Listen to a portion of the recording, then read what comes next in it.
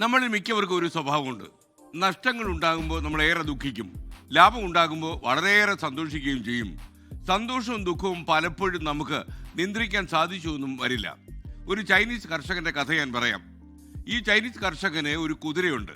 ഒരു ദിവസം രാവിലെ എഴുന്നേറ്റ് നോക്കിയപ്പോൾ ആ കുതിരയെ കാണുന്നില്ല. ഉടനെ ചുറ്റുമുള്ള ആളുകൾ വന്ന് എന്തൊരു നിർഭാഗ്യമാണിത് എന്ന് പറഞ്ഞു. അപ്പോൾ കർഷകൻ പറഞ്ഞു, ആയിരിക്കാം. അടുത്ത ദിവസം കാണാതായ ആ കുതിര മറ്റേഴ് കുതിരകളുമായി മടങ്ങി വന്നു. ഉടനെ എല്ലാവരും പറഞ്ഞു, എന്തൊരു ഭാഗ്യമായി. അപ്പോഴും കർഷകൻ അവരോട് പറഞ്ഞു, ആയിരിക്കാം. തൊട്ടടുത്ത ദിവസം കർഷകന്റെ അനുജൻ കുതിരപ്പുറത്ത് കയറാൻ നോക്കി. അവൻ താഴെ വീണ് കാലൊടിഞ്ഞു. അപ്പോഴെല്ലാവരും വന്ന് പറഞ്ഞു, കഷ്ടമായി പോയി. കർഷകൻ പറഞ്ഞു, ആയിരിക്കാം. അടുത്ത ദിവസം യുവാക്കളെ മുഴുവൻ നിർബന്ധിത സൈനിക സേവനത്തിന് കൊണ്ടുപോകുന്നതിനായി ഈ കർഷകന്റെ വീട്ടിലെത്തിയപ്പോൾ ചെറുപ്പക്കാരൻ കാലൊടിഞ്ഞ് കിടക്കുക. സൈനികർ നോക്കി ഒരു രീതിയിലും സൈന്യത്തിൽ ചേർക്കാൻ പറ്റില്ല. അപ്പോൾ നാട്ടുകാർ വന്ന് പറഞ്ഞു, കാലൊടിഞ്ഞ് കിടക്കുന്നതുകൊണ്ട് കർഷകന്റെ അനുജനെ സൈനികർ കൊണ്ടുപോയില്ല. നാട്ടുകാർ പറഞ്ഞു, ഓ എന്തൊരു ഭാഗ്യമായി അത് കാലൊടിഞ്ഞത്. അപ്പോഴും കർഷകൻ അവരോട് ഭാവഭേദമൊന്നും ഇല്ലാതെ പറഞ്ഞു, ആയിരിക്കാം.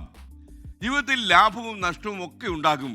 ലാഭമാണെങ്കിലും നഷ്ടമാണെങ്കിലും അതും കടന്നു പോകും. ഈ പ്രതിസന്ധിയും കടന്നു പോകുമെന്ന് നമ്മൾ ആലങ്കാരികമായി പറയാറില്ലേ? അതുപോലെയാണ്. അപ്പോൾ ദുഃഖത്തിൽ ഏറെ വിഷമിക്കുകയോ അല്ലെങ്കിൽ എന്തെങ്കിലും സന്തോഷം വരുമ്പോൾ ഏറെ ആഹ്ലാദിക്കുകയോ ചെയ്യേണ്ടതല്ല നമ്മൾ. ജീവിതം സുഖ ദുഃഖ സമ്മിശ്രമാണ് എന്ന് നമുക്കറിയാം. ഓരോ പ്രതിസന്ധിയും ഓരോ സമയം കഴിയുമ്പോൾ കടന്നുപോയിക്കൊണ്ടേയിരിക്കും. ലോകത്തെവിടെയായാലും ഏത് സമയത്തും 24 വാർത്തകളും ഓഗ്മെന്റഡ് റിയാലിറ്റി പാക്കേജുകളും എക്സ്പ്ലെയിനറുകളും വിശദമായി കാണാൻ ഞങ്ങളുടെ യൂട്യൂബ് ചാനൽ നിങ്ങൾക്ക് സബ്സ്ക്രൈബ് ചെയ്യാം.